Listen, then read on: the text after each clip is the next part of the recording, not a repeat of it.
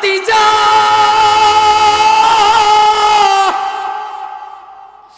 কি চাও বলো বলো, ওয়াদা দিলাম আমি তোমাকে দিব। খাদিজা রে, তুমি তো আমার বিপদের দিনের সাথী। এই খাদিজা, আমি কালিমার দাওয়াত দেওয়ার জন্য মাগো মা,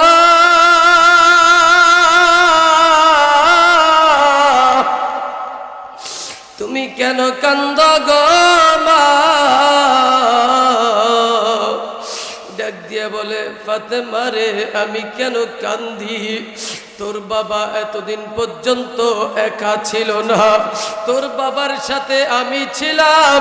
তোর বাবা দেরি হয়ে গেলে আমি তোর বাবার জন্য রাত্রিবেলা দরজার সাথে টেক লাগাইয়া দিয়ে দাঁড়িয়ে থাকতাম, আর না জানি আমার নবীর কোনো সমস্যা হয়েছে। কিন্তু আমার মন বলতেছে আমি দুনিয়া থেকে বিদায় নিয়ে আর কিছু সময়ের ভিতরে চলে যাব। কিন্তু আমি কাঁদতেছি, আমি মারা যাওয়ার পরে আমার স্বামী বিশ্বনবী, তাকে কে পাহারা দিয়া রাখবে? বিশ্বনবী, মানবতার নবী, আল্লাহর পরে যার স্থান, মুহাম্মদ রাসূলুল্লাহ সাল্লাল্লাহু আলাইহি ওয়াসাল্লামকে আল্লাহ যখন ওহী নাজিল করলেন তার উপরে, তিনাকে বললেন হেরা গুহায় যাওয়ার জন্য। ওখানে গেলেন। ওখানে যাওয়ার পরে যখন তার উপর সর্বপ্রথম ওহী নাজিল হয়েছে, আল্লাহু আকবার বলবেন না? ওহী নাজিল হওয়ার পর তিনাকে থরথর করে কাঁপতেছে, পুরা শরীর জ্বর আক্রান্ত হয়ে গেছে, প্রচন্ড জ্বর আসছে। কাঁপতে কাঁপতে ঘরের ভিতরে আসছেন সরকারে দো আলম নবীজি। ঘরে আসার পরে মা খাদিজাতুল কুবরা রাদিয়াল্লাহু তাআলা আনহা ওনাকে বললেন, খাদিজা, আমার জ্বর আসতেছে, আমাকে একটা কম্বল দাও। মা খাদিজাতুল কুবরা রাদিয়াল্লাহু তাআলা আনহা তিনি আল্লাহর রাসূলকে শোয়াইয়া তার মাথায় পানি দিচ্ছেন, কপালে পট্টি দিচ্ছেন, কম্বল দিচ্ছেন, আর বলছেন জাম্মিলুনি জাম্মিলুনি। আপনি টেনশন করবেন না ইয়া রাসূলুল্লাহ, আপনার তেমন কোনো বিপদ হবে না, আমার মন বলছে ইনশাআল্লাহ। তবে আমার মন টানতেছে, না জানি আপনার কোনো ক্ষতি, আপনাকে কোনো জাদুটোনা করলো কিনা, আপনার কোনো ক্ষতি করছে কিনা। ডাক দিয়া বলতেছে, খাদিজা রে, কিন্তু এই মক্কা নগরীতে আমার মা নাই, আমার বাবা নাই, আমার চাচা ছিল, চাচাও তো নাই, আমার দাদা ছিল, দাদাও তো নাই। আমি কার কাছে সর্বপ্রথম কালিমার দাওয়াতটা দিব আমি চিন্তা ভাবনা করতেছি। এমন সময় আম্মাজান খাদিজাতুল কুবরা রাদিয়াল্লাহু তাআলা আনহাকে ডাক দিয়া বলতেছে, খাদিজা রে, সর্বপ্রথম আমি তোমাকে দাওয়াত দিচ্ছি, তুমি পড়ে নাও লা ইলাহা ইল্লাল্লাহু মুহাম্মাদুর রাসূলুল্লাহ। মা খাদিজাতুল কুবরা রাদিয়াল্লাহু তাআলা আনহা এবার ডাক দিয়া বলতেছে, ইয়া রাসূলুল্লাহ, ইয়া হাবিবাল্লাহ, আমিও পড়ে নিলাম লা ইলাহা ইল্লাল্লাহ মুহাম্মাদুর রাসূলুল্লাহ। নবী আমার ডাক দিয়া বলতেছে, রে খাদিজা, আমি তোমাকে কালিমার দাওয়াত দিলাম, আর সাথে সাথে তুমি গ্রহণ করে নিলা। একটা বারও তুমি আমাকে প্রশ্ন করলা না, একটা বারও তুমি আমাকে জিজ্ঞেস করলা না কিভাবে আমার উপরে আল্লাহ ওহী নাজিল করলো, কিভাবে আল্লাহ আমাকে নবুয়তের দপ্তরের নামটা লিখাইল। খাদিজা রে,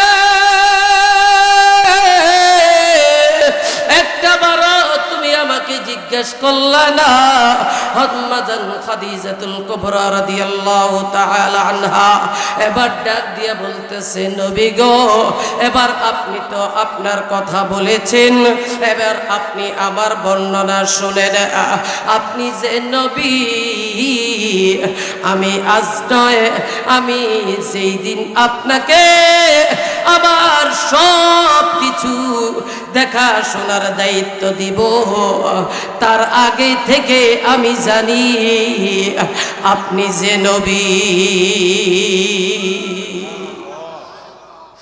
আমি আপনি কোন দিন আমাকে দাওয়াত দিবেন সেই অপেক্ষায় আমি ছিলাম আল্লাহু আকবার বলে না সেই অপেক্ষাই তো ছিলাম বলেন তো স্বামীরা কত নম্বরের স্বামীরা তো সব সাপ কথা কয় বিপ্লবী সাপ অমুক সাপ ইমাম সাপ মেম্বার সাপ চেয়ারম্যান সাপ পীর সাপ কিন্তু এই যে কত নম্বরের সাপ না বেজি সবচেয়ে ভালো জানে কে আরে আল্লাহ তো জানে দুনিয়ার সবচেয়ে ভালো জানে কে বউ বউ কথা কয় না ঠিক না কে জানে বউ জানে যে আমার স্বামী কত নম্বরের সাপ সব জায়গায় সাপ সাহেব হওয়া যায় কিন্তু বউয়ের কাছে যাইয়া সাপ হওয়া যায় না কথা আসতে বলেন ঠিক না বেঠিক আপনাকে দেশে হয় না আমাকে দেশে হয় আমাকে ঢাকা শহরে হয় ওয়েট করেন বলতেছি নবীজি বলল খাদিজা তুমি কিভাবে জানো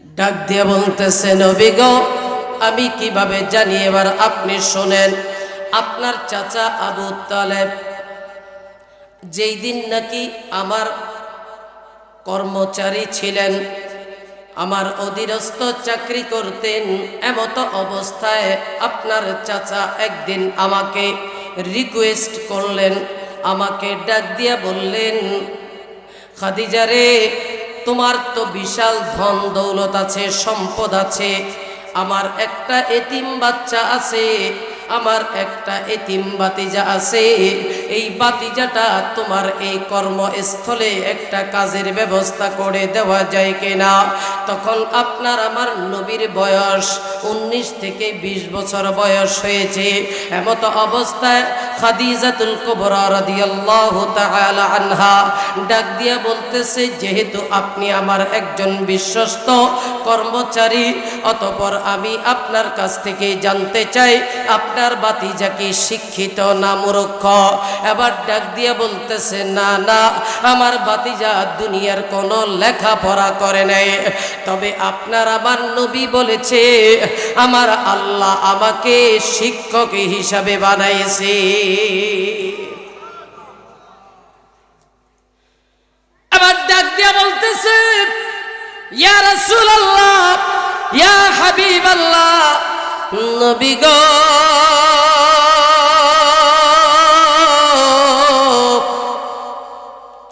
যেই দিন নাকি আপনাকে আমি সর্বপ্রথম আমার অধীনস্থ কাজের ব্যবস্থা করে দিই ওই দিন আমি আপনাকে সর্বপ্রথম আপনার চাচাকে বললাম ঠিক আছে চাকরিটা দিতে পারি তবে শর্ত আছে যেহেতু লেখাপড়া করে নাই তাহলে আপনার বাতিজাকে সর্বপ্রথম আমার রাখালের দায়িত্ব দিতে হবে আমার যে সাওয়ারিগুলো আছে উট আছে ভেড়া আছে বকরি আছে এইগুলো এই মদিনার এই মক্কার মরুভূমি এলাকার ভিতরে বিচরণ করাবে চড়াবে ওই জায়গার ভিতরে নিয়ে যাবে নবী গো যেই দিন নাকি আপনাকে দেখাশোনার দায়িত্ব দিয়েছি আপনি এইগুলো সাওয়ারিগুলো দেখাশোনার দায়িত্ব পালন করছেন প্রচন্ড রৌদ্রের তাপ আর আমি একদিন দিন দেখতেছি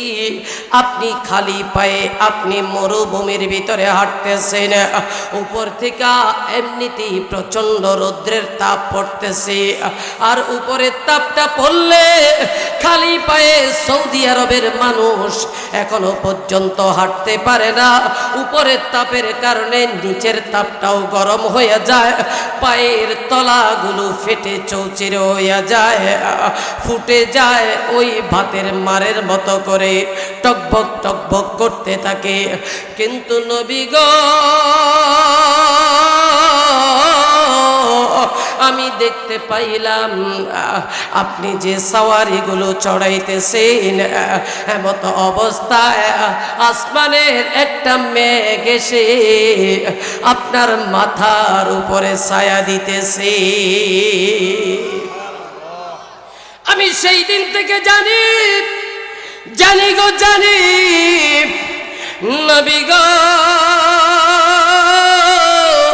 এইভাবে আস্তে আস্তে বিশ্বস্ততা অর্জন করতে করতে আপনাকে আমি যখন নাকি আমার গোটা ব্যবসা প্রতিষ্ঠানের আমি আপনাকে ম্যানেজার বানাইয়া দিলাম, ম্যানেজার বানাইয়া দেওয়ার পর আপনাকে আমি 22 বছর আপনার বয়স যখন, তখন আপনাকে আমি প্রস্তাবনা দিয়েছিলাম, কিন্তু এর আগে আমি 2টা স্বামী গ্রহণ করেছিলাম, আমার দুটোটা স্বামী দুনিয়া থেকে বিদায় হয়ে গেছে। আমি তখন নিয়ত করেছিলাম আর দুনিয়াতে যতদিন বেঁচে থাকব আর কোনো স্বামী আমি গ্রহণ করব না। কিন্তু আপনাকে দেখে আপনার চেহারার ভিতরে আমি নূরের ঝলকানিগুলো দেখে আমার মনটা চাইল আমি আপনাকে প্রস্তাবনা দিলাম। নবী গো, আমি আপনাকে প্রস্তাব দিলাম, আপনি যদি রাজি থাকেন আমার বাকি জিন্দেগিটা আপনার খেদমতে কাটাইয়া দিতে চাই, আপনার স্ত্রী হইয়া থাকতে চাই। আপনার আমার নবী খাদিজাকে ডাইরেক্ট না করে নাই, না করিয়া এমত অবস্থায় ডাক দিয়া বলতেছে, হে মালকিন, হে মালিক, আপনি ওয়েট করেন, আমার একজন মুরব্বী আছে, আমার মুরব্বীর কাছে আগে জিজ্ঞাসা করিনি। আসতে বলেন, মুরব্বীটা কে? ডাক দিয়া বলে, আমার মুরব্বী আমার চাচা। আল্লাহু আকবার বলে না? চাচার এগিয়ে ডাক দিয়া বলতেছে, চাচা, খাদিজা আমাকে বিবাহের প্রস্তাবনা দিয়েছে, আবার খাদিজা শর্ত দিয়ে দিয়েছে, যদি আপনি এই বিয়েতে রাজি না হন তাহলে আর কাউকে জানাবেন না, প্লিজ অনুগ্রহপূর্বক কাহাকেও জানাবেন না, আপনার ভিতরে সীমাবদ্ধতা রাখবেন। এমত অবস্থায় খাদিজাতুল কুবরা কে নবীজি কি বললেন, আমার একজন মুরব্বী আছে, আমার একজন অভিভাবক আছে, আমি অভিভাবক থেকে অনুমতি নিয়ে আসি। অভিভাবকের কাছে চাচার কাছে গিয়া যখন বলল, চাচা সে আমাকে বিবাহের প্রস্তাবনা দিয়েছে, আপনি এবার কি বলেন? চাচার ডাক দিয়া বলেন, না না, এর আগে তার 2টা বিবাহ হয়েছে, অতঃপর আমি আমার ভাতিজাকে বিবাহ করাইতে রাজি না। আপনি যদি রাজি না হন আমিও রাজি না। এখন খাদিজাতুল কুবরা রাদিয়াল্লাহু তাআলা আনহাকে বলল, তার মনটা একটু খারাপ হয়ে গেছে। যাই হোক, কিন্তু আবার কিছুদিন পরে মত ঘুরাইয়া বলতেছে, না রে, আমি তো কয়দিন পরে হয়তো মরে যাব, কিন্তু মারা যাওয়ার পরে আমার ভাতিজাকে দেখাশোনা করার জন্য একজন অভিভাবকের প্রয়োজন, একজন ব্যক্তির প্রয়োজন। আর এই গোটা মক্কা নগরীর ভিতরে খাদিজার চাইতে বড়লোক শিল্পপতি একজনও নাই, অতএব আমার খাদিজার দরকার আছে, বিবাহতে রাজি। নবীজি বলে, আপনি যদি রাজি আমিও রাজি। এর ভিতরে আল্লাহও ঘোষণা করে দিল, নবী এটা আমিও রাজি। আর আসতে বলেন সুবহানাল্লাহ, চিল্লায় বলেন আল্লাহু আকবার। বিবাহ হয়ে গেছে, খাদিজাতুল কুবরা রাদিয়াল্লাহু তাআলা আনহার সাথে সংসার চলছে 40 বছর। যখন নাকি হলো খাদিজাতুল কুবরা রাদিয়াল্লাহু তাআলা আনহা নবীজির দরবারে কালিমা পড়ে ইসলাম গ্রহণ করলেন। খাদিজাতুল কুবরা ডাক দিয়া বলতেছে, ইয়া রাসূলুল্লাহ, ইয়া হাবিবাল্লাহ, নবী গো, আপনি যে আগে থেকেই নবী সেটা আমি তো ভালো করেই জানি, আমি সেই দিন থেকেই জানি। ও নবীজি, আপনার পৃষ্ঠদ্বয় থেকে আল্লাহ তাআলা আমার পেটের মাধ্যমে আমার 4 জন কন্যা সন্তান আল্লাহ দিয়েছে, 2 জন ছেলে সন্তান দুনিয়ার বুকে প্রেরণ করেছে। নবী গো, এখন তো আমি দুনিয়া থেকে চলে যাব। আমি যেই দিন থেকে আপনার জন্য আমি আমার জানটা দিয়ে দিয়েছি, আপনার খেদমতে নিয়োজিত হয়েছে। ইয়া রাসূলুল্লাহ, ইয়া হাবিবাল্লাহ, সব সম্পত্তি আমি আজকে থেকে ইসলামের জন্য আমি উৎসর্গ করে দিলাম। খাদিজাতুল কুবরা, খাদিজা যখন নাকি সব কিছু উৎসর্গ করে দিয়েছে, আপনার আমার নবী ডাক দিয়ে বলতেছে, আরে খাদিজা, তুমি যেহেতু ইসলাম গ্রহণ করেছ, এখন আমার সাহস বেড়ে গেছে। এরপরে ছেলেদের ভিতরে হযরত আবু বকরকে দাওয়াত দিয়েছে। আবু বকর সিদ্দিক কালিমা গ্রহণ করলো। এই দিক দিয়ে কিছুদিন পরে খাদিজাতুল কুবরা রাদিয়াল্লাহু তাআলা আনহা যখন নাকি মৃত্যু সজ্জায়, মৃত্যু অবস্থায় ঢেলে পড়েছে, আমার নবীকে ডাক দিয়ে বলতেছে, নবী গো, আমার মন বলতেছে আমি আর বেশিক্ষণ হয়তো বা বাঁচব না, কিন্তু যাওয়ার আগে আমি আপনার কাছে 2টা ওসিয়ত করতে চাই। ইয়া রাসূলুল্লাহ, জীবনে আপনার কাছে আমি কিছু চাই নাই, আজকে আমি 2টা জিনিস চাইব, আপনি আমাকে দিবেন কিনা ওয়াদা দিতে হবে।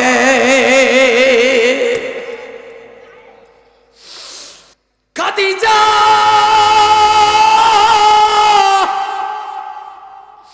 কি চাও বলো, বলো, ওয়াদা দিলাম আমি তোমাকে দিব। খাদিজা রে, তুমি তো আমার বিপদের দিনের সাথী। এই খাদিজা, আমি কালিমার দাওয়াত দেওয়ার জন্য আমি যখন চলে যাইতাম, আমি রাত্রে বেলায় আসতে আমার দেরি হইয়া যাইত। আর দেরি হওয়ার পরেও আমি যখন এসে দরওয়াজায় টোকা দিতে দেরি হইত, তুমি খাদিজা দরওয়াজাটা খুলে দিতে দেরি হইত না। নবী আমার ডাক দিয়ে বলে, খাদিজা রে, আমি যে তোমাকে আস্তে করে টোকা দিলাম, আস্তে করে আমি তোমাকে ডাক দিলাম, খাদিজা তুমি কি রাত্রে বেলা ঘুমাও না? খাদিজাতুল কুবরা রাদিয়াল্লাহু তাআলা আনহা ডাক দিয়া বলতো, নবী গো, আপনি তো শুধু আমার স্বামী না, আপনি হলেন রাসূলুল্লাহ। এই ডাকতেন না, আল্লাহু আকবার। নবীজি, আমি আজকে দুনিয়া থেকে বিদায় হয়ে যাব, আমার মনটাও বেকুল হয়ে আছে। নবী গো, খাদিজাতুল কুবরা নিজেও কাঁদতেছে, আবার নবীও কান্দে। এমত অবস্থায় হযরত ফাতেমা রাদিয়াল্লাহু তাআলা আনহা ওই জায়গার ভিতরে উপস্থিত হয়ে গেছে। উপস্থিত হইয়া ডাক দিয়ে বলতেছে, মা গো, মা,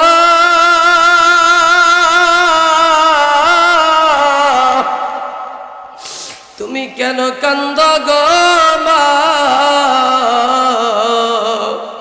ডাক দিয়ে বলে, ফাতেমা রে, আমি কেন কান্দি?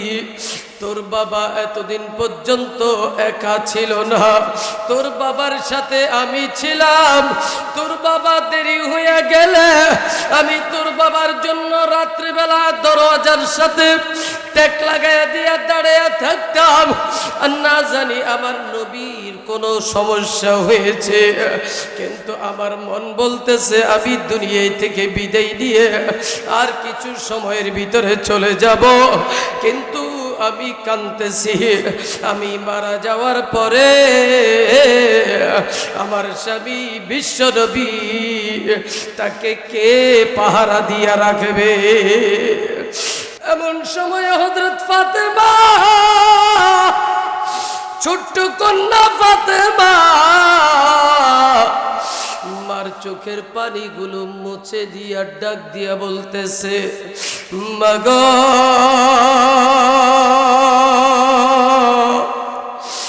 মা,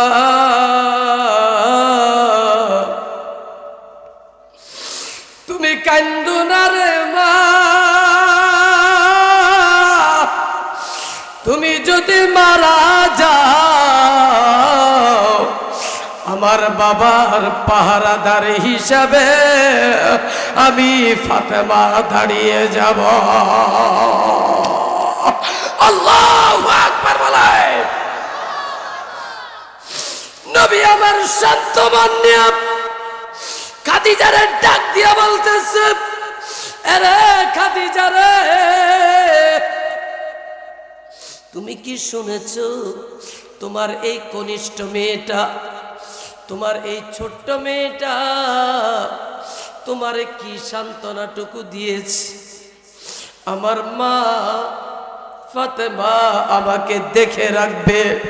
ঠিক ওই নবীজি যেদিন দেরি করে আসতেন হযরত ফাতেমা রাদিয়াল্লাহু তাআলা আনহা এইভাবে দাঁড়িয়ে থাকতেন, বাবাকে পাহারা দিতেন। আমার নবীজি একদিন মসজিদের ভিতরে সেজদায় দিয়েছে, সেজদায় দিয়া বাড়িতে যাইতে দেরি হয়, এমত অবস্থায় ফাতেমা খুঁজতে বের হয়েছে। দেখতেছে আবু জাহেল আবু লাহাবরা বসে হাসাহাসি করতেছে। হযরত ফাতেমা ডাক দিয়ে বলতেছে, আরে চাচা, আমার বাবারে তোমরা দেখছো নি? ডাক দিয়ে বলে, ফাতেমা রে, তোর বাবা দেখছি তোর বাপের আল্লাহর কাছে সেজদা দিছে, আর না জানি এতক্ষণে কারা তোর বাপের মাথার উপরে উঠেন নারী বুড়িগুলো চাপাইয়া দিছে। মনে হয় তোর বাবা ওই উঠের নারী বুড়িগুলোর তলে পড়ে হয়তো মারা গেছে। ফাতেমা দৌড় দিয়া যাইয়া উঠের পচা নারী বুড়িগুলো ছড়াইয়া দুহাত আল্লাহর দিকে তুলে দিয়েছে। আল্লাহরে ডাক দিয়া বলে, আল্লাহ আল্লাহ,